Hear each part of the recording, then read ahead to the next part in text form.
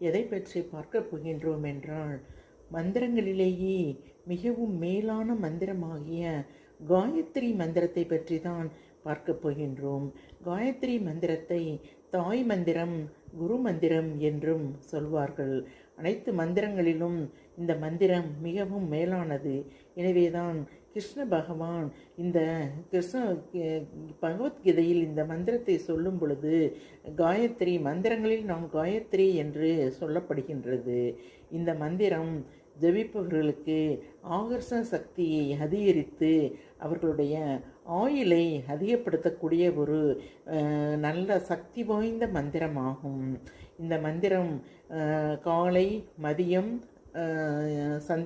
சந்தியா காலம் என்று சொல்லப்படுகின்ற மாலை நேரங்களில் ஆக ஒரு நாளைக்கு 3 தடவை நாம் இந்த மந்திரத்தை ஜெபிக்கலாம்.